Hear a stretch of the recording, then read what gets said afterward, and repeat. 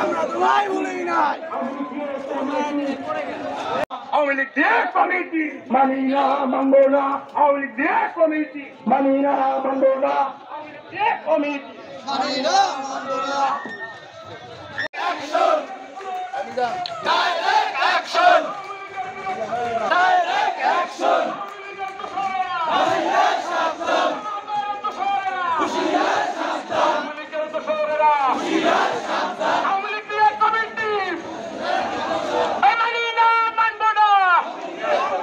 আওয়ামী লীগ দেশ কমিটি মানি না মানব না আওয়ামী লীগ দেশ কমিটি অ্যাকশন অ্যাকশন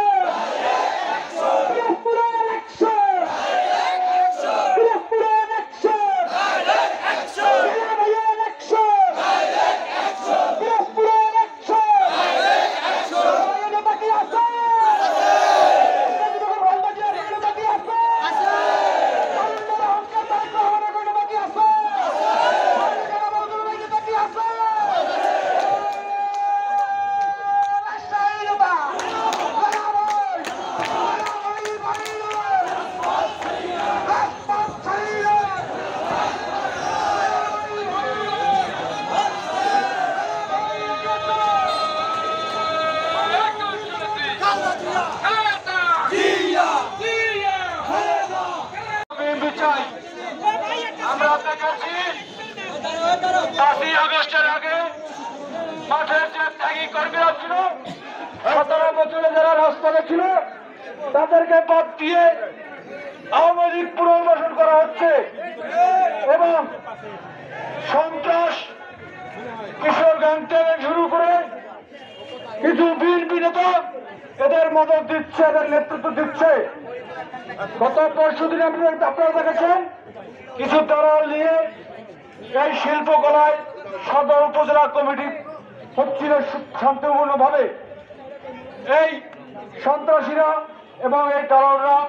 বিশৃঙ্খলা করে সেই কাউন্সিল বন্ধ করে দিয়েছে। বন্ধুরা আমার,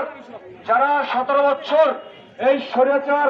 এই ফ্যাসিস্ট সরকারের বিরুদ্ধে যারা আন্দোলন সংগ্রাম করেছে, জেল কেটেছে, মার খেয়েছে, যে কমিটি আমরা আগামী দিনের আপনাদেরকে পথ চলার সাহায্য করে দেব, সেই কমিটিতে ধরো কোনো সন্ত্রাসী, চাঁদাবাজি, আওয়ামী ঘাপটি মারা যে সমস্ত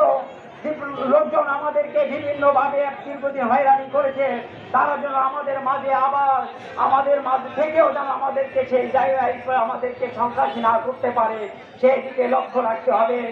আগামী দিনে আমাদের যে কমিটি আমাদেরকে সঠিক পথে পরিচালনা করবে, আমরা যেন সেই ধরনের নেতা আমরা নির্বাচিত করতে পারি।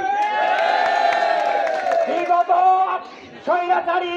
ফ্যাসিবাদ সরকারের আমলে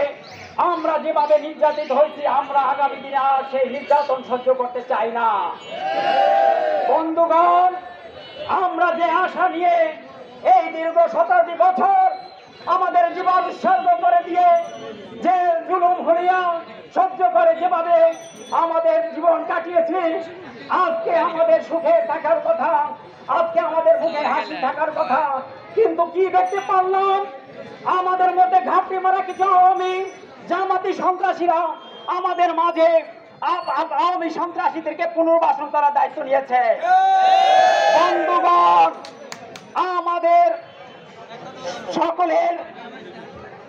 আমাদের সকলের নেতা,